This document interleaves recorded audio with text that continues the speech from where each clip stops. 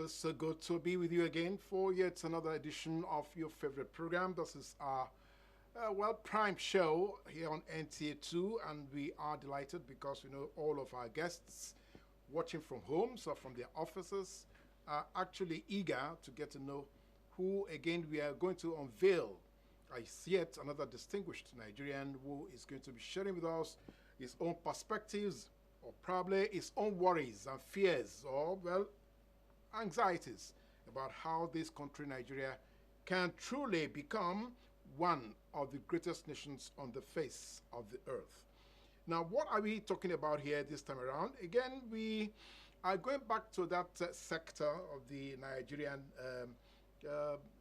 economy, or the Nigerian life, or the Nigerian story, that sector of that the dream Nigeria that everybody says, okay, if anybody is going to take Nigeria out of the melting waters, it will probably be this particular sector. So what are we talking about here? We're looking at a sector that is expected to earn about $8 billion in 2023. You may be amazed at that. Okay, so which sector is that? Is that not the same sector that all of us know about? Well, some people also say that that same sector, next to one Asian country, has the highest volume of, oh, I'm letting out the cat. Okay, the highest volume of creative content in the world. So what are we looking at here? We are saying to us again that it is expected that this sector actually may be ranked or rated or called the imperial power on the African continent.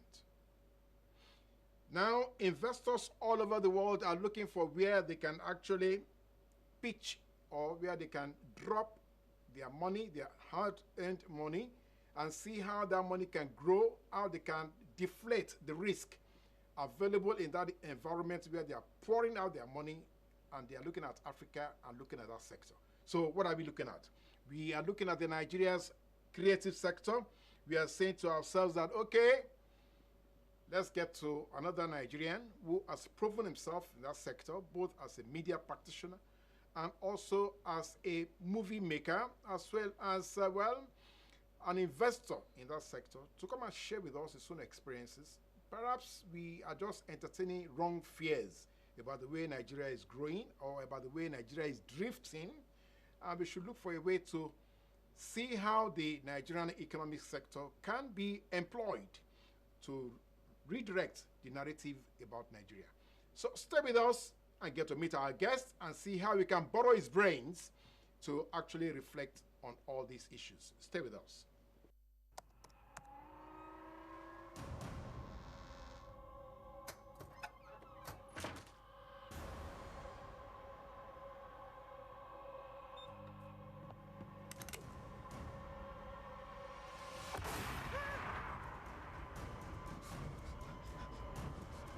Experience unlimited super-fast internet access from Entel 4G. Entel. Live more.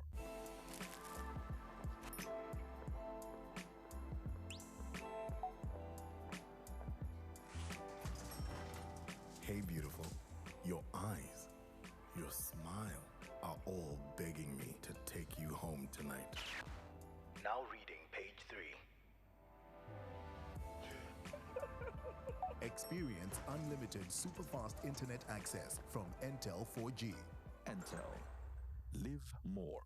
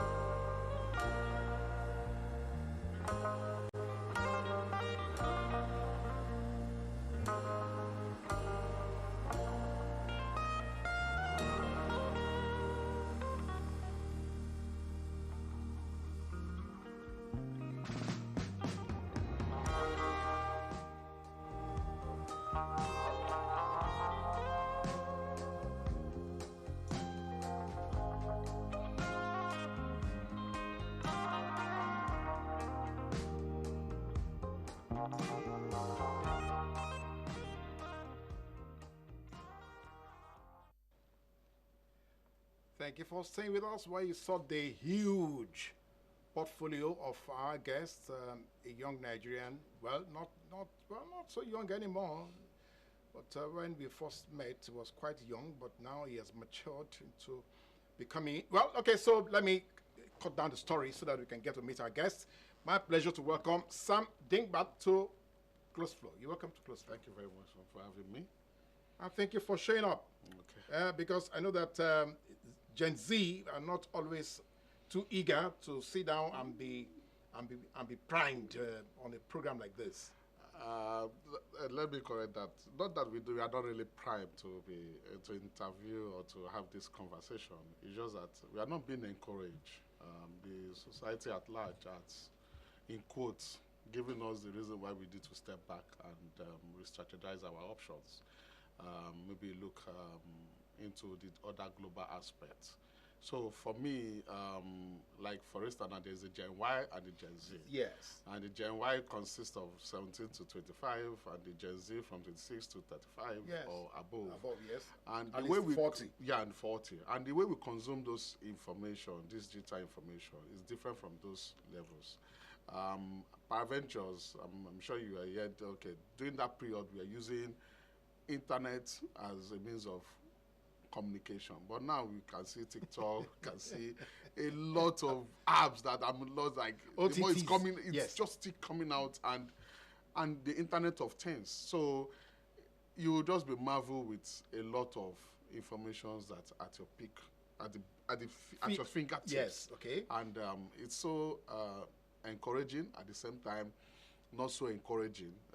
Let me use the word. I like that. I like the way you have positioned it so that we don't get too carried away.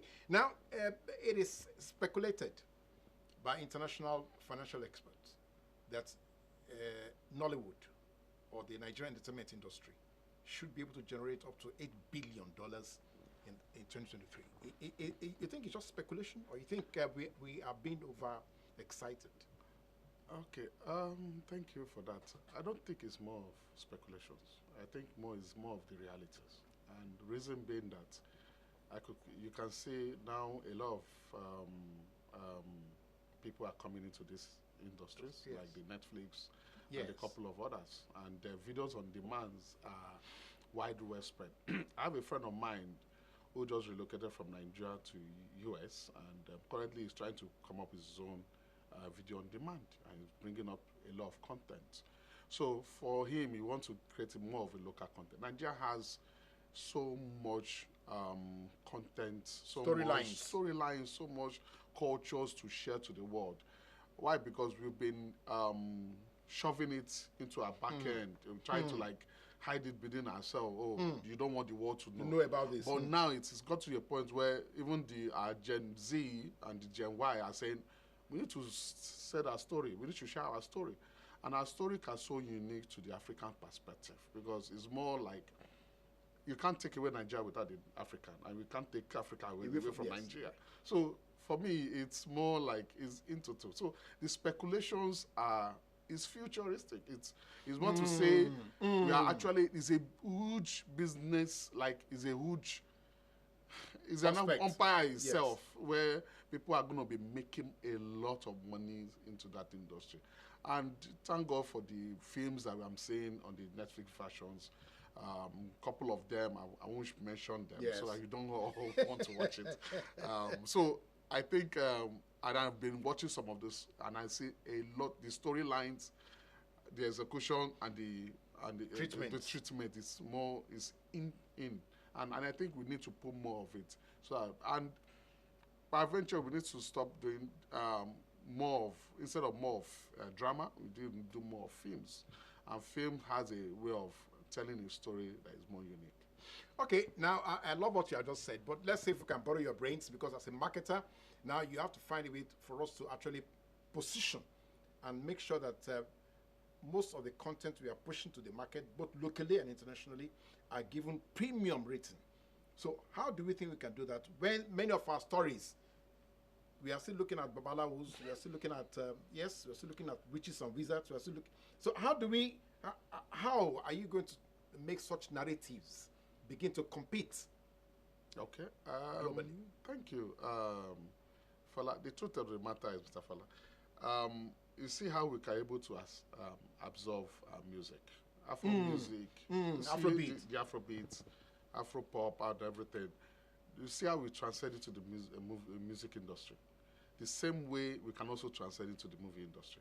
Now, in quotes, we might be saying, why are we using, oh, you must see Babalawo, and at the end, seriously, you must always be saying some interjet of, oh, one causes Yes. dramas. Yes. That's what I was saying earlier on. We need to walk away from that into, and you can see a lot of these movies has gone beyond just only that drama. You can use, put one or two of this, but more futuristic. You don't have to need to see a babala or a voodoo man to tell you to explain show you to the you negatives. the negative. It can be in the human aspect of life, in the storyline. Okay, you might have to see some repercussion, or sometimes you see some stories. The protagonist don't necessarily need to be an hero. And the antagonist must also don't necessarily be an hero. So it's our storyline is more predictable. We should run away from let the protagonist become the antagonist, let the antagonist become so it's more like you need to find a way to have a balance and create a suspense in that your storyline. And truth of the matter, globally, I have a friend in Japan right now, and he always waits. He's always like on YouTube in Japan. He's a Congolese. I said most of it entertainment right now is more of Nigerians, and I tell Even you, in faraway Japan. even in faraway Japan, he always tell me, please, what other storyline that is available for me to watch on YouTube? I was like, maybe it's time for you to now do video on demand. Go to our Netflix and pay. He said it doesn't have a problem. He has basically watched all our movies in the YouTube. Wow. And even on Facebook. And I asked him, okay, why do you keep? He said that it helped him reconnect to Africa. It helps him to. So we need to do a lot of this content that will connect people back to Africa and said, why am I running away from this to this foreign land, to this Western culture, where they will keep giving me Western food and everything? I can as well bring in my Western African culture there. So for that, it translates. So for me, there's a lot of opportunity in that sector, in that industry. If we invest in it properly. Okay, well, I doff my hat to you for that, because incidentally, even international investment or development bodies, they have come together and they are saying they want to invest about $80 billion in Africa. But now, how about the ecosystem? So are we, for instance, in Nigeria, we know that we're already, being primed to be the imperial power in terms of the creative economy. But do you think Nigeria can benefit from that $80 billion investment that is on the table? Yeah, I think we can. You seriously think so? Yeah, I think we can. I think it's not even enough, because what the youth need to see is the opportunity. Now, why did I need to break it down into perspective. We've not addressed the animation industry. That's number one. And yet we have so many folklores. So much. Every single day, I see a lot of cartoonists who come up with nice storyline, and yet we've not harnessed that industry. The few are able to harness is in South Africa, and yet they are overwhelmed. There are some free Nigerians, all they just need is a little bit of support. This cartoon association Yes. about that is being hosted in Ikoyi, Yes. CMS. And I think we need to look into that industry. At the same time, in our rendering, in terms of rendering of productions, we've not yet harnessed that industry. A lot of people still use this conventional rendering machine, which should take you years for you to render. You start sleeping before you wake up the next day and okay, you're still rendering. We've not yet harnessed that industry yet. In terms of profiling, you can see even the profiling aspect of it, we've still not yet profiled a little bit. So there's so much, that money is not even enough. Do you understand? And if you put in such investment, you'll be so shocked that a lot of people who are kind of scared and shying away from content on movie industries or listen, you'll be so shocked to see them coming out from, for instance, and Kaduna State is trying to like emulate the animation industry into their content so that you can also tell their stories. A lot of all these things we need to harness into that industry. Okay, now let's come back to your own practical experience. Besides the fact that you are a marketer, you're also a brand activator, and a brand developer. Do you think that, seriously speaking, do you think we are actually, when we're looking at advertising industry in Nigeria right now, are we actually providing enough marketing support for all those who are either subscribing to advertisers or subscribing to agencies to provide a professional?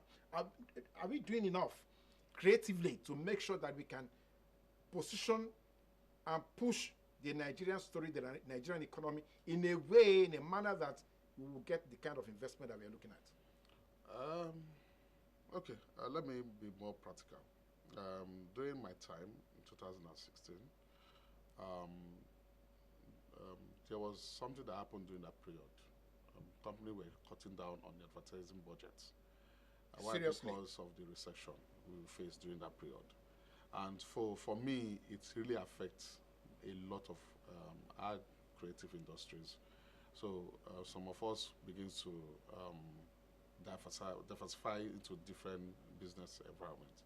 Now, coming to your question, I think what we need to do is for brands to see a lot of opportunity in that industry. Now, it has gone beyond just only TV and radio above the line and below the line, where you just only promote brands on just only TV and radio. There are other medium that you can use, the social media medium, the new media and the likes. At the same time, movies. Now, let's say for instance now, you're shooting your production here and behind the scene you're promoting a brand. That's what called product placement. Yes. So for that, brands can see that aspect of promoting the product and services, not necessarily having a chunk budget. So we are trying to see where we can call in some brands to say, okay, it's about time you need to advertise because there are markets you need to reach. There are people you need to connect. And once you're able to secure in the advertising, once you're able to secure one Publix, it spreads to years before for instance, the same way you're using your banking, I'm not going to mention the name, and you've been using that bank for the past 30 years or 20 years. If another bank comes in and offers you the similar product, more incentive, would you want to jump into another bank? No. No. So you still maintain because of the history. So that's the thing. Brand needs to see that opportunity to say, okay, let them reconnect to connect to that their consumers and their publics, and then able to secure them for a very long time. So for me, it's more like the advertising industry needs, the brand needs to come into the advertising industry and no support. At the same time, most of us in the advertising industry are overwhelmed, meaning that we've lost touch into today's reality. And that's the truth. Being so that because we are still trying to use the conventional ways of advertisement. The analog. And the analog. And the new guys, the creative industry, young guys who are much younger, who are tech savvies, are thinking of new ways to implement some creatives. And you can't stop them. And so you need to give them this space to thrive into that industry. So the advertising industry needs to work on that aspect and allow people to thrive, not the old. Okay, all right. He's saying to you guys, and in the industry, he's speaking boldly because that's what he is, the kind of person that he is. But first, now, impact first. The impact, because that's what you're talking about here now. So if we're going to get into the market and you are not going to actually create a sustainable impact on the public, you're saying you should not be in that business. But there are so many people who are in this business in Nigeria today who are not actually creating the right impact the positive impact that we need to grow the economy. So what should they need to be reschooled or be retrained, or how are we going to correct that flag? In this industry, you need to consistently be evaluating your client and also evaluating your impact. At the same time, you need to be rethinking and you also need to be retaught. Now, because at every single time frame, which is every 4 years, there's a new technology that comes out. So you need to ask yourself, are you in vogue or Or you're out of vogue? old school. Or old school. So you need to always need to weigh that options and ask yourself these questions and say, okay, what are the things that you are doing wrong and what are the things you are doing right? So it's more planning and strategies that most times brands and companies and individuals and entertainment, whatever industry you're finding yourself, you need to now, okay, evaluate and say, okay, what are the things you need to chunk of. For instance, now, during the time of film, where you need to go to the photographers to capture, and then all of a sudden you have a digital phones that can capture things at the move. And now you can say all your devices are embedded with cameras, all, even though we are not using them 100%. Now you can see the industry transcend. If they told Kodak back in those days that there will be a digital photography, they would have knocked whoever that said that. But now it's almost, they've already phased out. Yes. Companies like that need to always reevaluate themselves every 4 years, or give and take 2 years, from my own experience. Yeah. That way you won't just completely be out of circulation, because people are actually mobile. People are, Now. yeah, and they are tech savvy. You might be talking about today. We are talking about film. The next tomorrow we might be talking about AI. The next tomorrow we will be talking about space. The next tomorrow we might be talking about. So there's a lot of innovations that are coming out, and people needs to be in touch. And with that, with your mobile device, which I call digital now, you get to get information at the tip of your finger. So that's, for me, it's what one has to be improved on daily so that you have positive impact. Okay, well, we may need to upset you a bit. NSAS showed us that, okay, Nigerian youths are getting into cryptocurrency and into NFT and all that. You seem to be amused with that. You think it's something that, is that safe? Is it something, is it not highly threatening to the nation or to our economy, where we go and be doing all this? I don't think it's the fear of the fiat industry, which is the central bank and Yes. the likes of the banks. Yes. They are so scared of the decentralizations of currencies. And for me, the government will always want to have, are we really practicing capitalist government, or we are actually practicing democracy? So for democracy, it's always a decentralized government. You allow people to express freedom Yes. to choose whatever means of applications or transaction they want to use. Now, cryptocurrency is here for stay. Let's be real. It's an institution where people like us are making huge impact into that industry. Some other guys, I'm still learning the phrase anyway. Yes, I know. The NFT is here now. I'm not scared anymore of my digital imprint. Do you know, I'm not scared, because once I upload it there, I'm making tons of money. It's not like before I have to print and print and print, and then somebody somewhere will steal my ideas. So these are the things one has to look into. Now, for that NSAS, the idea was awesome, but the execution was not. Now, the thing is this is, where we are striving to liberate some set of people, from that NSAS, it migrated to other aspects of the economy, and it expanded so much that some politicians thought they threatened that regard. So instead of looking at for the positive aspect of it, able to for the youth not to have a leader, at the same time they have a goal. It was something we should commend ourselves and worked on, and say, how do we harness these people so that we can look into the positive aspect of it, but rather we just use that opportunity to look at the negative aspect of it. And if peradventure, if you look at it, maybe spend another extra day, the police system would have been compared to the Canadian police system, where we will always share knowledge. And if you go to a police station, for instance, now, you see they are using the same analog system. You come, write your statement and everything. What is the quarrel? You come, call this party, you call this party.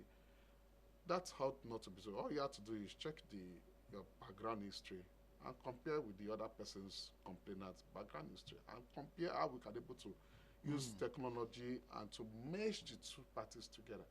But we are not building that aspect. Rather, we are still using that same analog system.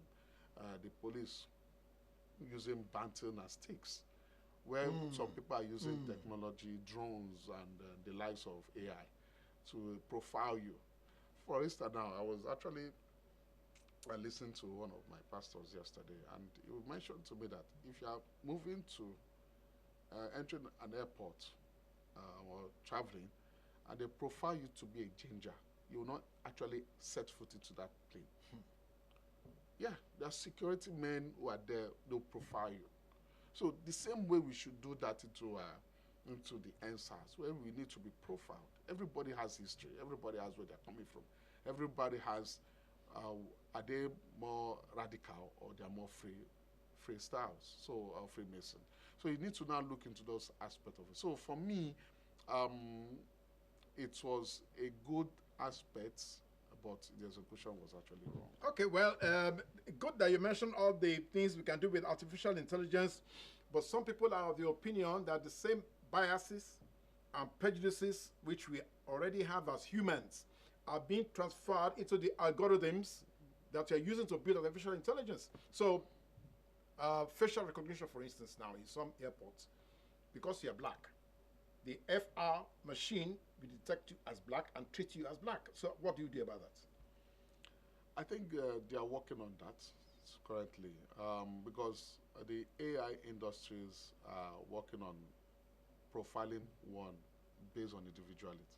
So it's not more like in a racial recognition or this thing, or ethnicity or whatever, where you find yourself. So they are working on at that moment, and it's based on the individuals. Do you understand? And at the same time, I think the industry is also working on voice recognition, where you can actually, wherever you are, they will know it's you. Everybody has a unique voice tone. In media, for instance, everybody has a unique voice tone, different pitch, different sound. So different dB, which you know understand. So we all have our own uniqueness, the same way in our fingerprint. So there's a lot that is going to work in that industry. So it's not more on that racial racism or whatever, racial profiling anymore. It's going to be based on the individual. Okay, all right. We are going to, okay, let's take a decibel. That's what it says, the dB. Let's look at the fact that, yes, so we have different moods as humans, and then the machines now will learn who you are, capture who you are, profile you properly, and next time when you walk into that office, they will know who you are, that you're not a fake staff. Okay, all right, stay with us. We're back shortly because, incidentally, I've told you that Dingba is very bold and very incisive. He has taken already half of the time. When we come back, then you can join the conversation and ask him all your questions or your queries, or maybe you can tell him your own dream and see how you can interpret it for you. Stay with us. We must dilate the eyes. We look for if they have cataract, look at the back of their eyes. They have glaucoma. You know, we do a full workup for them. You will remember, a lot of our government should actually open their eyes, especially southwest of the state. We're going to be looking deeper than we ever looked in before to ensure that we close all the loopholes. It manifests as physical support. Every edition is an arresting conversation with distinguished Nigerians from various strata of the society, bearing their minds on how we can realize the Nigeria of our dreams.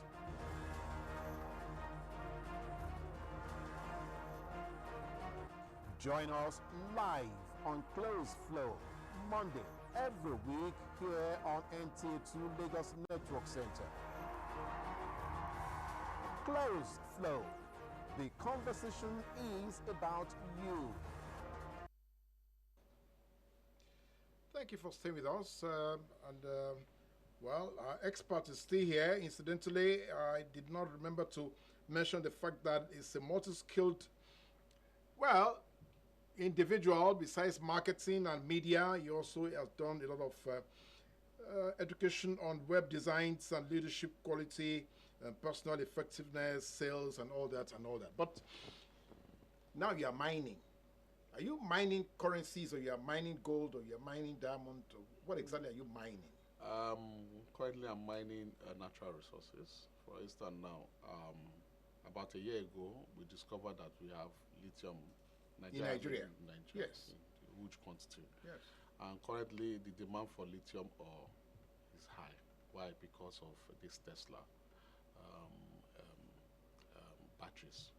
And lithium seems to have, also, in terms of electrons, in terms of periodic table, they are the third, and it's very, very reactive electrons. So it's stable and it can last longer. So as against the lead and the aluminium. Yeah. So a lot of these industries, when I discovered that, I thought, okay, the demand is high at the moment because Australia is, in terms of the exports of lithium, Australia is the highest, followed by US and followed by Czech Republic, Croatia.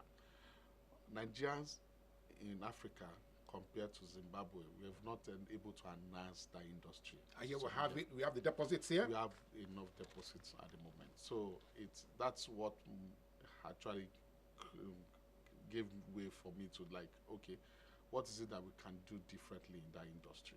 Is it what we're going to be doing for the oil and gas, taking the raw materials to China or to outside the country, to Russia or to US, and then produce it, profile it, or manufacture it into finished product? Why can't we produce our own here locally?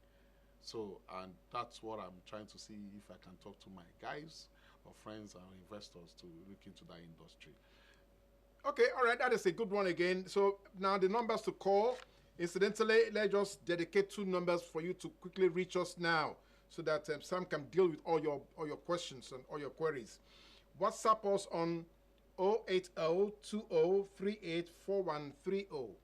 WhatsApp 08020384130, or send us SMS 08063508434. 08063508434. Let's quickly have what you think we should be doing, because what he has said to us again now, Samuel, is like being prophetic. We should have to look at new directions. Now, the African Free Trade Zone already is looking at the possibility of what we can do on the continent amongst ourselves. Do you see any prospect in that, or do you think we are still going to be held back by this same question of bad governance on the continent, and this free trade prospects will not grow?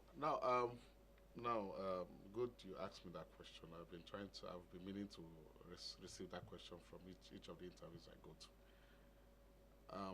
To ship goods from Nigeria to China, yes, is $4,000 per container. To ship goods from Nigeria to Ghana is much more than that. Excuse me. From Nigeria to China is $4,000. Then from Nigeria to Ghana is it's more than that using truck, because there's no ship that goes directly. So you go to the road and you spend how much? Not less than 2 to 3 million naira on a truck of 45 tons. So you ask yourself this question: are we actually finding a way to merge ourselves, or we are still applying the same old principle? If, for instance, now we so much, let me say, we do trade by barter kind of transaction in terms of government to government, business to business. African itself is sustainable. We don't need the next Western influence. Sorry to say, my friend, who are actually listening abroad. We can sustain ourselves. For instance, now in Rwanda, they have someone, a professor called me and said they want about 100 tons, 1,000 tons of soya beans in Nigeria. And Rwanda. yeah, Rwanda. So Just when I quoted, it was a bit higher than when you're bringing it from Brazil. So would they prefer to now buy from Nigeria? No. no. Economically, it doesn't make sense. Economically. So, and look at the distance apart from Brazil to Rwanda. So why are we losing our money to these foreigners? Why are we always taking our money out? Why can't it be within the African region? Do you understand? So that's the thing. So for me, Africa can be self-sustaining if we actually planned our free trade zone, making it easier for businesses to trade bilateral relationship, where we can trade and then do businesses freely without all these external forces in play, especially that has to do with custom. Okay, all right. We are still waiting for our viewers, so please join us in this conversation because Samuel he has tabled so many contentious matters that we should look at, in terms of where we are going. Now, something else that is trending, really, will be the fact that app development seems to be on the rise. Fintech apps and all that in Africa. We generated over $200 million last year alone, okay, for investors to come into fintech. But some people are of the opinion that can we use the same web or app development to tackle the insurgencies that we have in terms of those who are fighting for territories, those who are fighting for religion? Can't we deploy digital technology to investigate and to combat that insurgency? Okay, I don't know whether to deviate away from that question or to answer that question. Yeah, you can do both. Okay, let me do both. Number one, when the fintech, the like of Paystack Yes. and Flutterwave, it was an opportunity for them, and it brought in so much investment into that fintech industry. Yes. That to the extent that you can move money, like you can do business, you can do your e-commerce business at the tip of your finger, just like that. So because it was a challenge over time, because when I started my e-commerce business, I was always relying on InterSwitch to come and embedded. But now it was easier for all this fintech to now, and you don't have to pay that huge amount of money back then. So now, coming to your question in terms of the insecurity, we are all using mobile phone. Yes. And all our Yes. mobile phone, whether you are using 2G or 3G, are GPS enabled. So, and all our mobile phones, with the help of NCC saying, okay, you must be registered on using your BVN Yes, or yes, NIN, yes. it's easier to track them. Now, you don't solve problem by compounding more problem. Do you understand? There are two ways in the force where should they use either the full force or they use the conventional way of forces, meaning intelligent gathering. You can use your phone to gather intelligence. All this app, you can use it to gather a lot of intelligence in terms of getting information and at the same time orientations. So, and most of them are radicals. And why, for instance, I've been to the north and in quote in Zamfara State, Yes. and I see the level of education there and the level of welfare there. You would think you are not in Nigeria. You think you are in the Sahara Desert somewhere. The place is so isolated, and yes, there's a max there, but there's no access to electricity. There's no access to power. And water, you get water when you go through stream, which is almost like 2 to 3 kilometers. So it was actually difficult for me to even manage myself within that period. So I had to quickly leave because my health is at risk. So I asked myself this question: how do we able to improve that lifestyle so that they can also think of it like there's a future for them? The person I came to see to do business with is more informed in terms of this information on costing, on pricing, So when I was trying to negotiate price to bring it down, he was just telling me the current price. And I said, so you have the information of the current price of this commodity, and yet you're not using it to improve on the educational system. So what we need to do is we need to reevaluate our educational system in Nigeria and say, okay, how do we able to communicate and able to expand that aspect Capacity. of capacity. We need capacity building in that aspect. And so for me, when we start with that aspect, it will slow down on the insurgency. They will now see a lot of business potential, business opportunity, local Rather than content, just bloodshedding. rather than bloodshedding. Okay, that's a great one, a very positive one. We'll find a way to see if we can preach that. Incidentally, some also is a mass comm graduate. Now, that is another flag in the industry, well, in the country. People are saying that communicators, mass media experts like you know, television houses, radio houses, newspaper houses are no longer sharing valid information or valuable information with the public.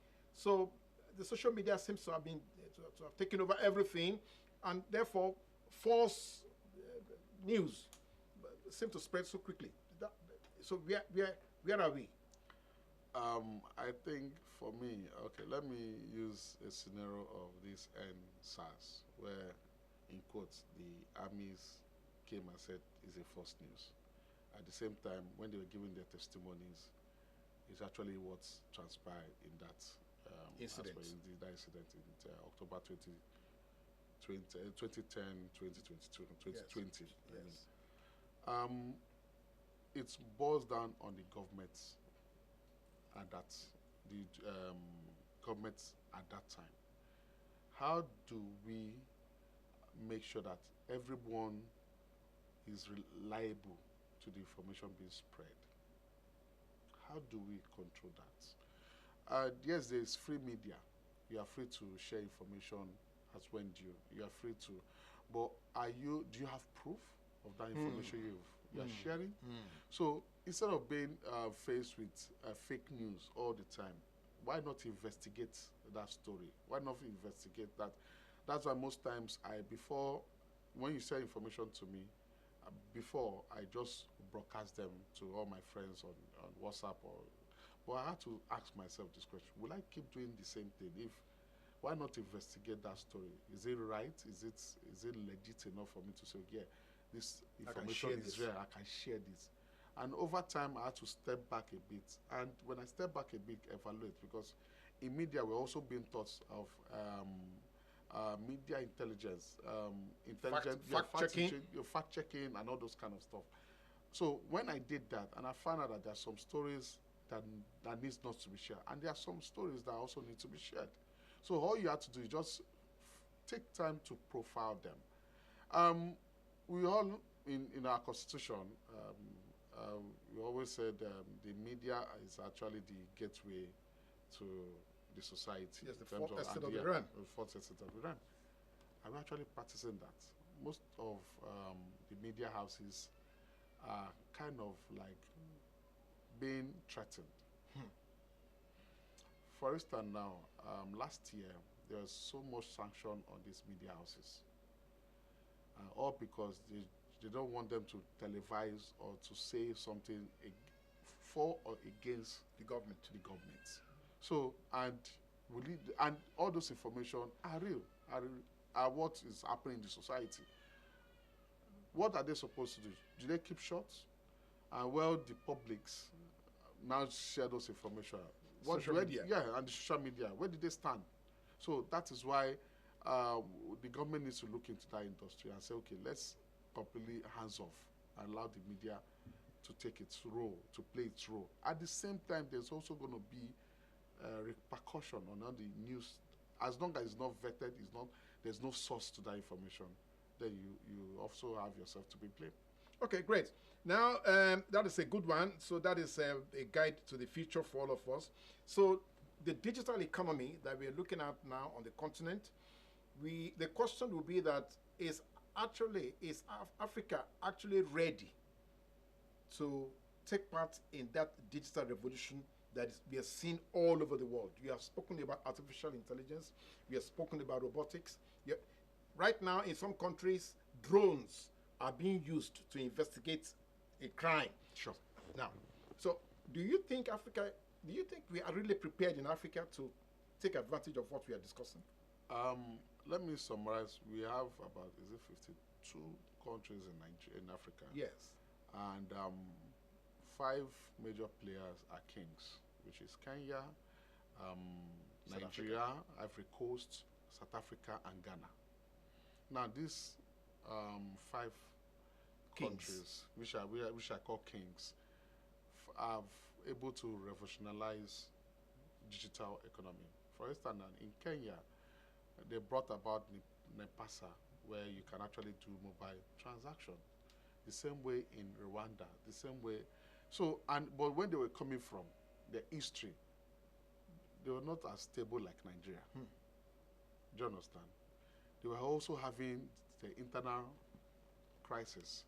But look at what they are right now. It's almost like they are almost like a forefronter in terms of the digital economy.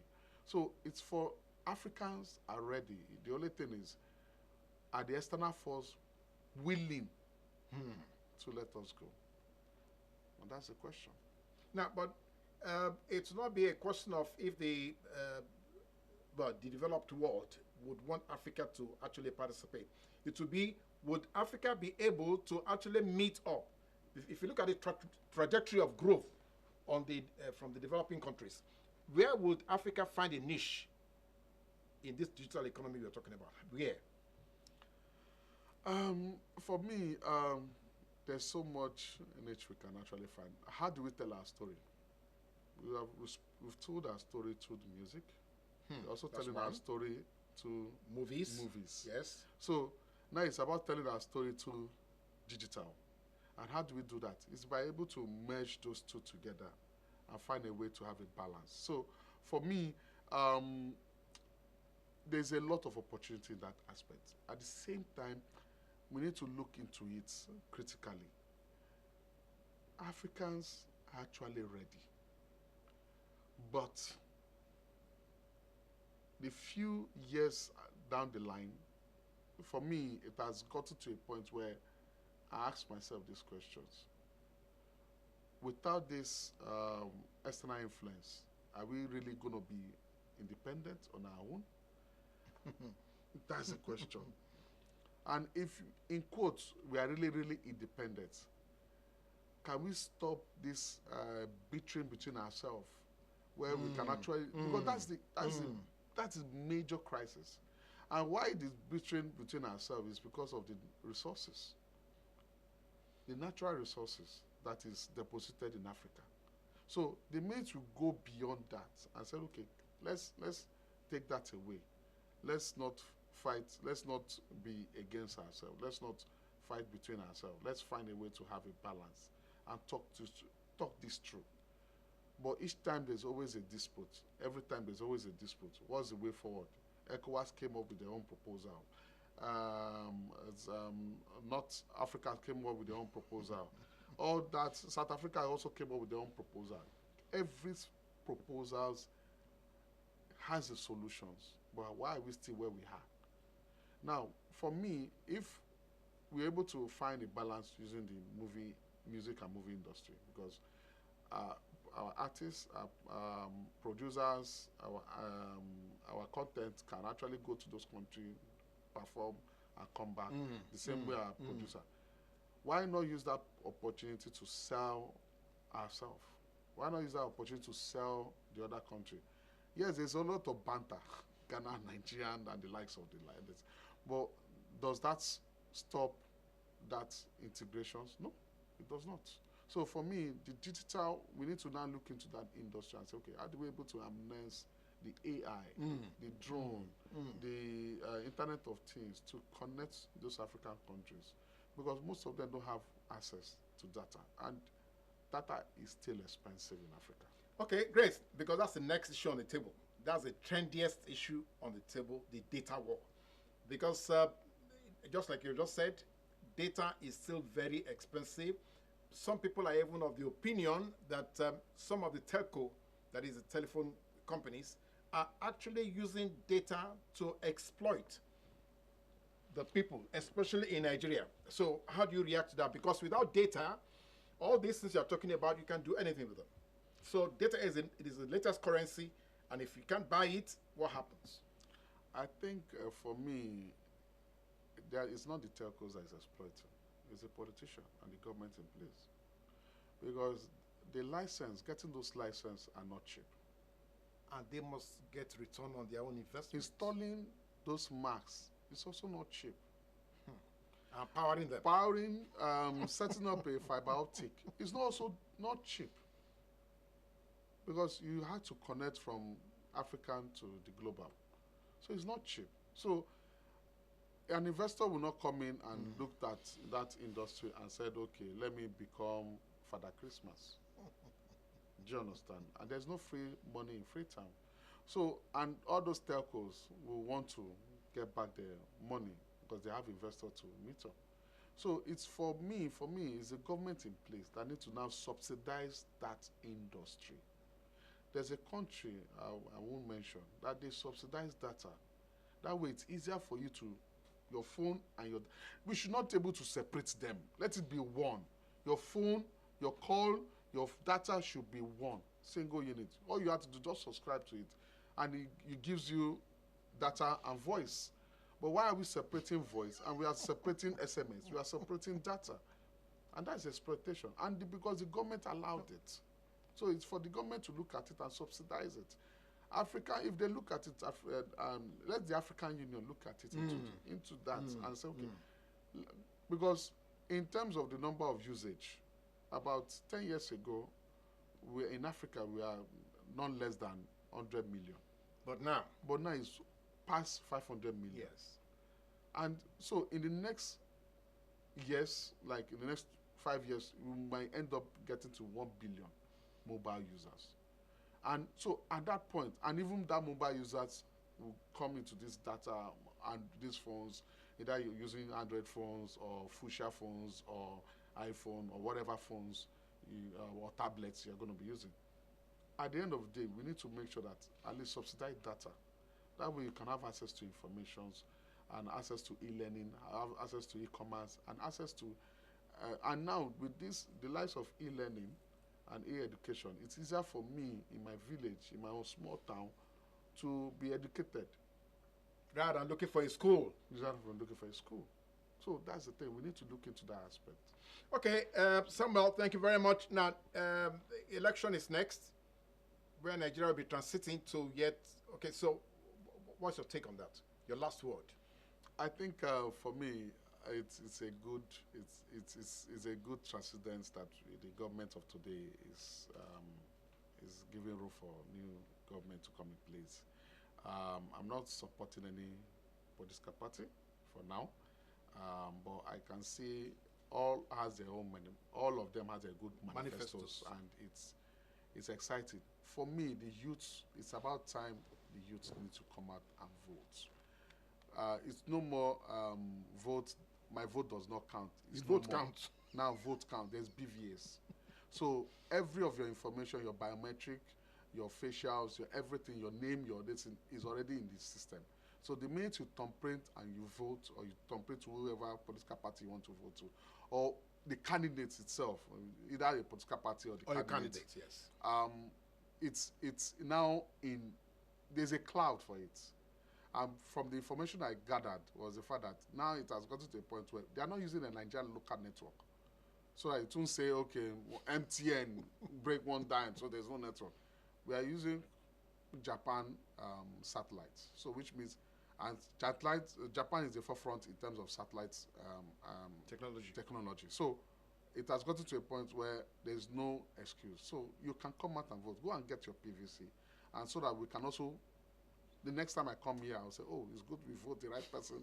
And then I can come out and say, okay, yes, I'm able to set up innovation in digital, in terms of agriculture, and in terms of mining. Thank you. Thank you very much, Samuel, for coming on Close Flow. It's been a great time with you. For all of our viewers, I don't know what happened to the telephone lines. Again, we want to apologize for the technical hitch there, but we hope that next time your calls will come through and then you can be able to deal with our guests. Let's thank Samuel again for coming on the show and for sharing his vast experience with us. He has told you, go and vote, and make sure your vote actually will count for what you want the future of Nigeria to be. On Closed Floor is never over. Go to all our social media handles and then go and join the conversation about how digital economy can change the narrative on Africa. Thank you for watching, and it's bye for now.